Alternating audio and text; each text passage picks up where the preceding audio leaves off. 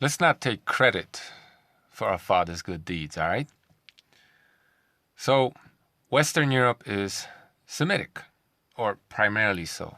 When I say that, that doesn't mean that there are no Aryan influences in Western Europe, as you know, there had been, today is great mobility and people are always mixing. But the reason why Central Europe has been a battlefield for a very, very long time is because that's exactly where two civilizations clashed, right?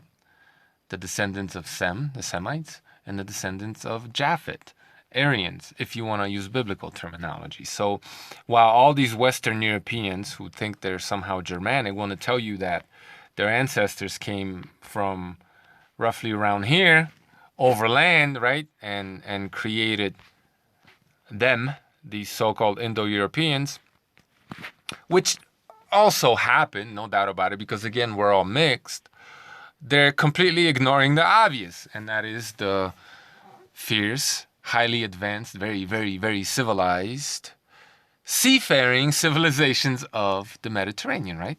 Southern Europeans, Middle Easterners, North Africans, right? A whole bunch of very advanced civilizations with some fancy ships. What did those people do? Well, instead of walking on land, and they did that too a little bit, as they traveled up to Danube, for example, and had to carry their boats a little bit to connect to the Rhine or whatever, however it happened. But they also, and there's plenty of evidence for this, it's not like, you know, I'm telling tall tales over here, but they also took their fancy boats through the Mediterranean and the Pillars of Hercules into the Atlantic Ocean. And, well, I mean, where the hell do you think you got these fierce seafaring populations of Northern Europe, like the Vikings, from? Duh. Or the Danistas in Denmark. The Anglo-Saxons supposedly had some really nice boats too. And guess what?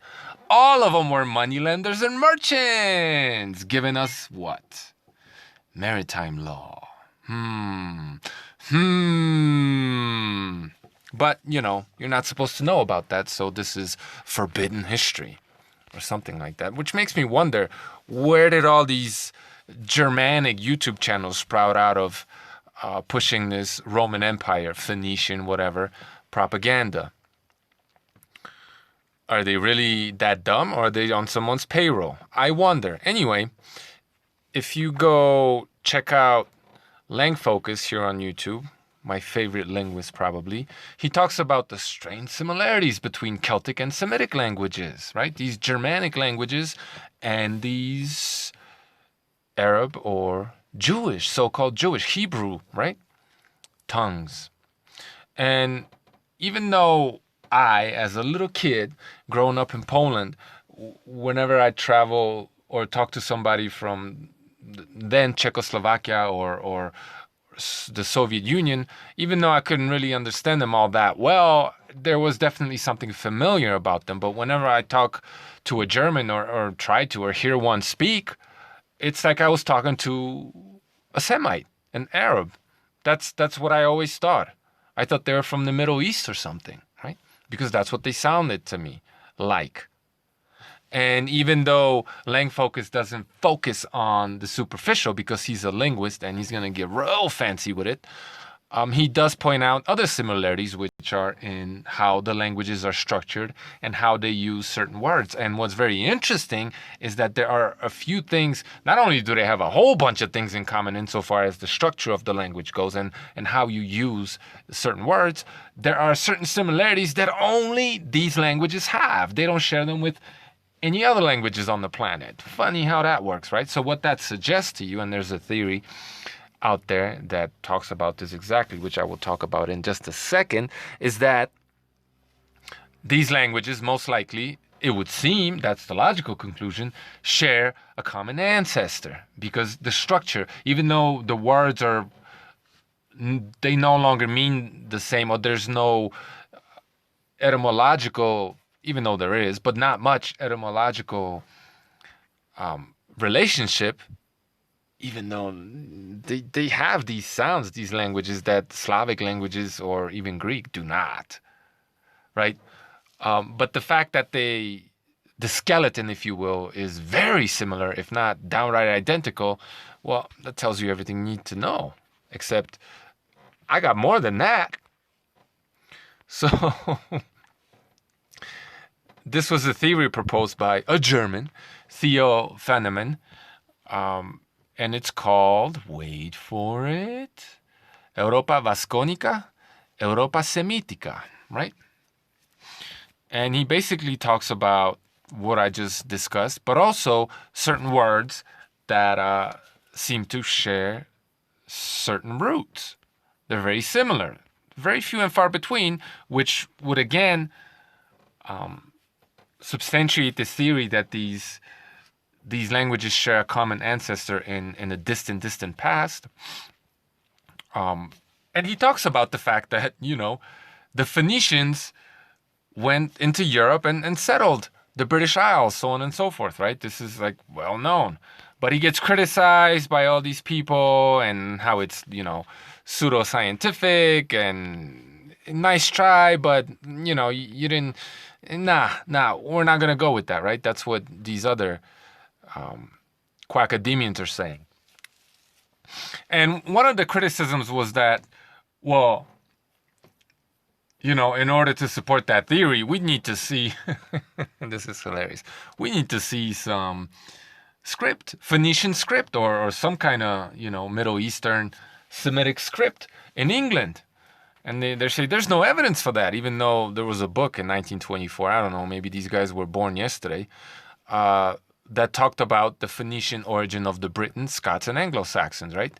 Phoenicians being a Semitic people, a seafaring Semitic civilization, very advanced, and they were Semites. And this book, shows you photos of all these artifacts and talks about that the fact that they're there in the British Isles of all places. Go figure. And then, as I talked in another video, some of these Anglo-Saxons got caught up carrying the Star of David. Go figure, right? And some of these Germanic tribes here in YouTube want to say, oh, look at that, how pretty. Want to say, well, everybody used the Star of David. It's a universal symbol of peace and love and hippies and, make love, whatever little story they want to spin. My answer to that is, well, if that's the case, then how come the Aryans didn't carry it? Which you claim to be descended from. Funny. But they're not going to talk up. They won't even touch this. It's only when you bring it up to them that they have some weird excuse, but they will never touch this on their own, right? I mean, come on. Are we retarded or are they?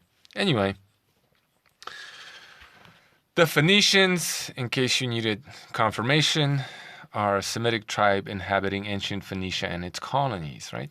The Semitic language of the Phoenicians, written in an alphabet that was the ancestor of the Greek and Roman alphabets, right? Phoenicians, the Greeks, the Roman Empire, and then you got the Holy Roman Empire of the German people or something like that, right? Third Reich. Oh, wow. No continuity there whatsoever. I just pulled it all out of my bum. Oh, no, not that one. Not yet. So, did you know that allegedly half of European men, they mean Western European men, are related to Egyptian King Tut? And up to 70% of British men are related to King Tut. You know what King Tut's papa's name was? Do you? Akhenaten, something like that, right?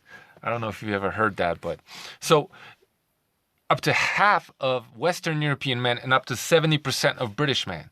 So more concentrated in the British Isles, right? So we were talking about R1 haplogroup, R1A being the Aryan one. This is the R1B, the Semitic one. Whereas, so you see in Western Europe, right? And once again, you have a pretty clear line there. And you could see the Slavic people being surrounded, basically, right? By Holy Roman Empire and Byzantium, right?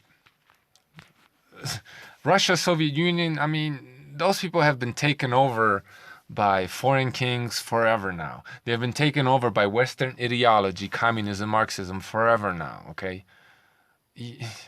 They're not sovereign.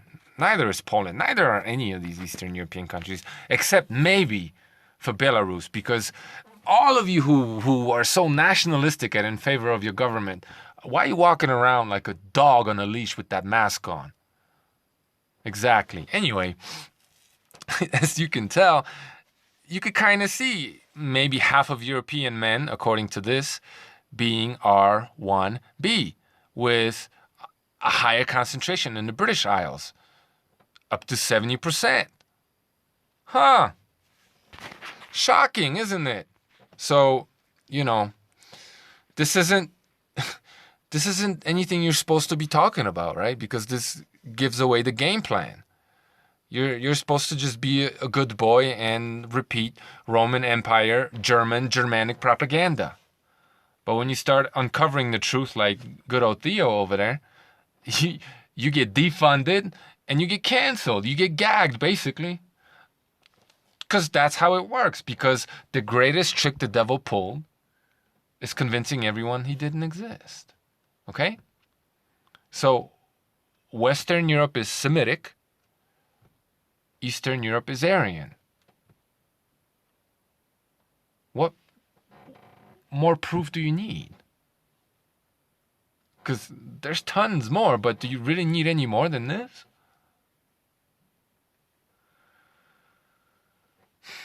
But I don't blame any of you rank and file, because you and I have so much more in common than the people that rule us.